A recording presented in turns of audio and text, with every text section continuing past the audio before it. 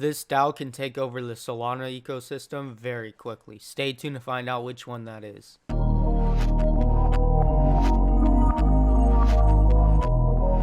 Hey everyone, and welcome back to Lux Fiat channel. Billy here, and today I'm going to share with you a NFT that I personally got into, honestly, solely because of hype. I did zero research.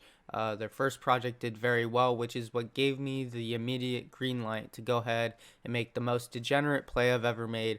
But so far, I think it's going to work out. I think a lot of the things that they're going to be doing with the project will work out. So let's go ahead and get right into it.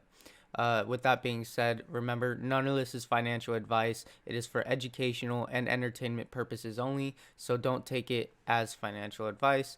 Also, remember to like, comment, and subscribe. I like to get back to all the comments and, to the best of my ability, so go ahead and leave a comment for me to respond to. So yeah, without further ado, let's go ahead and get right into the video. Okay guys, so here we are in the Discord. Pretty simple Discord, not a lot to it. The project we're going to be talking about today is actually MonkeLabs, and I'm sure you guys have heard about it. It's a very big platform, and they have a Discord. They just released a new collection apart from their Gen 1s called the MonkeLabsDAO, which is more of, a DAO and less of a launchpad thing, but I think they have the description in here. So yeah, let's go ahead and read this. So what is MonkeLabsDAO? DAO stands for Decentralized Autonomous Organization. A DAO is governed by its community. It has no central leadership. MonkeLabDAO is comprised of 6,000 members who hold a MonkeLabDAO vial, reveals into MonkePFP, which they already have done. They have the power to steer the DAO into any direction they want. This is done by conducting votes and doing what the majority votes for. The community will decide all future utility and directions the DAO takes. The DAO can decide with a voting system what to do with the funds in the future.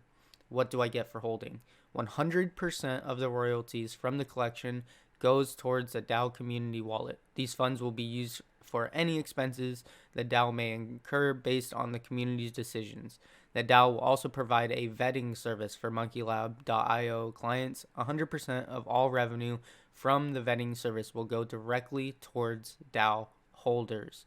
So that is pretty much all there is to the project. It is simply a hold and gain project.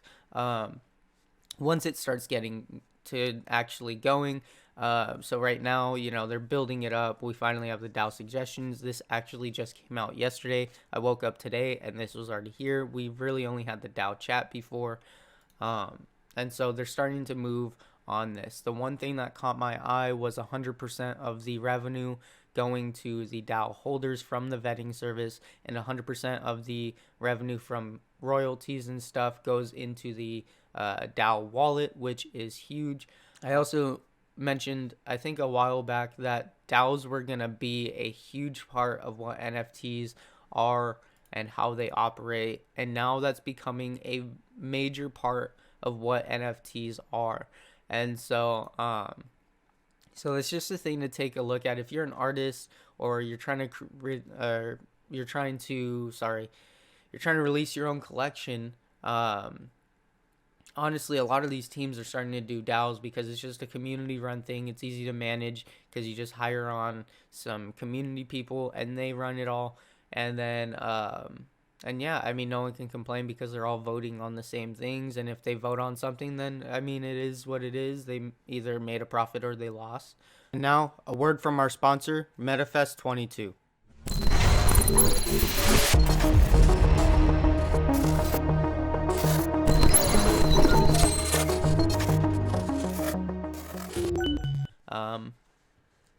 But here's their website. I'm sure you've seen this website. It just pretty basic website for their launchpad. Shows the projects that are going to be minting soon.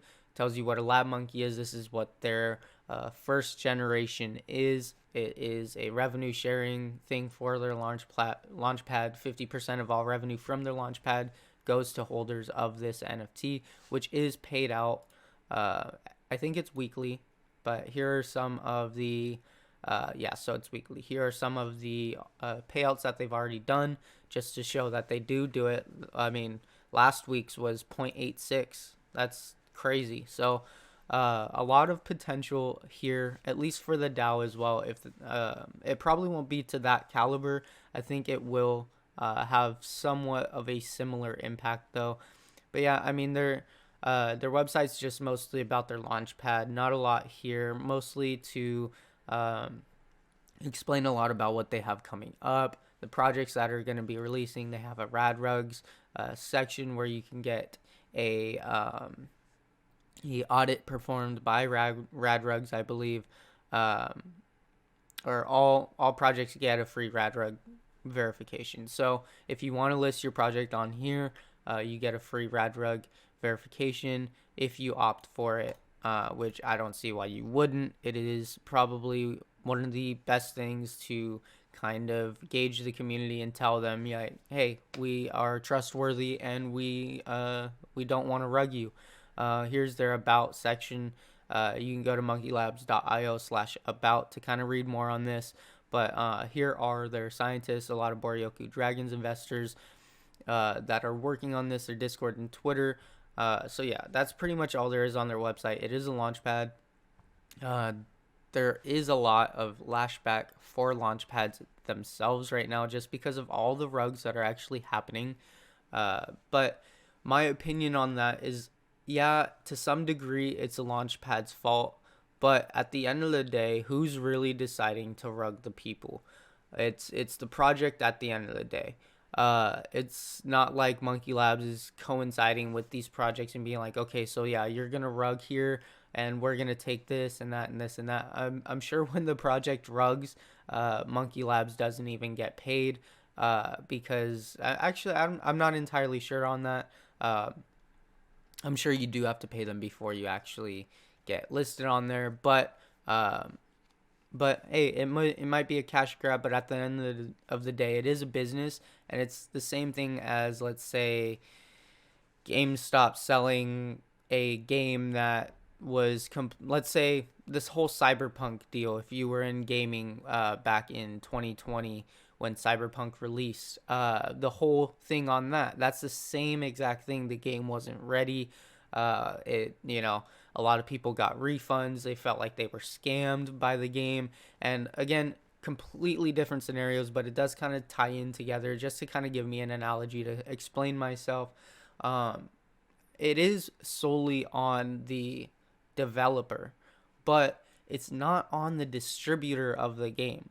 So, and in reality, the distributor of the game is still getting a profit on every sale they sell of that game. So, from how I see it, is it's just a business trying to run business. Yeah, things get swept under the rug sometimes. Some things get missed. People are human. People make mistakes. Now, we can't verify if things are done intentionally, so we have to kind of give them the benefit of the doubt and kind of just be like, all right, well, let's make sure we're doing everything in our power to make sure that this project isn't a rug and we're not launching a rug project, as well as there is some responsibility on the investor as well.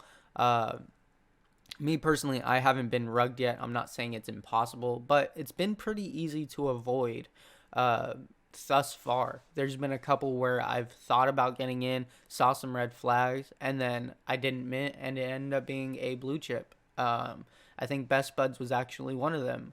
I was like, okay, I don't know much about this project. A lot of weed projects are coming out right now. I don't really feel comfortable, kind of getting in on this bubble. But then, I mean, look at Best Buds now. We're sitting at, I think it's at like 19.5 now, 20. We hit a peak of 26.5. I mean, that's just crazy, and that was a project that I thought was a rug, so some things get swept under the rug, and sometimes things happen. You can't avoid every rug, and you also can't avoid, every blue chip, or I don't know how that wording would go, but you also can't catch every blue chip. So at the end of the day, in my opinion, for the whole launchpads versus rugs thing, it comes down to the three parties that depends on it. The most of the blame goes to the team that rugged, and let's say 75% of the blame goes to the people who rugged, because they're the ones who ultimately decided to pull liquidity or whatever goes into actually rugging an NFT. I'm not entirely sure, not distributing the art, just running away with the money, whatever it might be.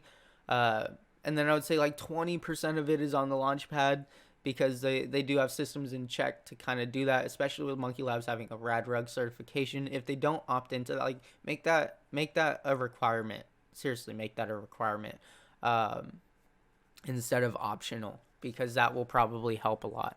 And then, I mean, yeah, 5% of it is on the investor not doing thorough enough research. I mean, you just, there's certain things that you can tell where it's like, okay, they're not very active in their community, or they're not answering people's questions, or they don't feel passionate about their project. There's many things that can happen, but ultimately you want to look at the people and actually read the people as best you can, because that's how you're actually gonna succeed in this space and avoid rugs as much as possible. I'm waiting for the day where I get rugged, but ultimately I know that I'm pretty safe going around and not getting rugged, because I do all my due diligence. I make sure that I'm hitting all my flags, and if there's a red flag, I really dive into it and see if it's that big of a deal at the end of the day. But yeah, guys, I feel like this was more of just a Monkey Labs in general video. I mean, a lot of it goes hand in hand. I mean, if Gen 1s do good, then Gen 2 will do good. If the Launchpad does good, then the NFTs will do good. And then if their partners do good, then they'll do good. There's a lot of things that go into it. So MonkeLabsDAO itself is a very good project to get into. I think entry right now, let's go ahead and check up on Magic Eden, just for a little bit, because we're kind of running low on some time. Let's see, what were we looking up? Monkey.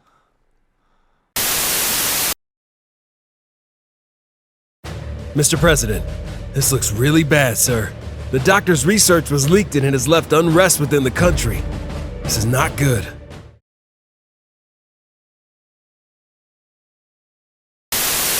So you can get for 1.87 right now. It hit a peak when they were in the vials.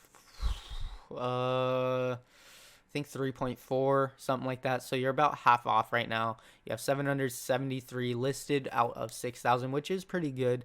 And then you have 10,000 volume all time. And the average sale price in the last 24 hours is 2.4. So there's some things that you have to look at. Can I get in cheaper than what there is now?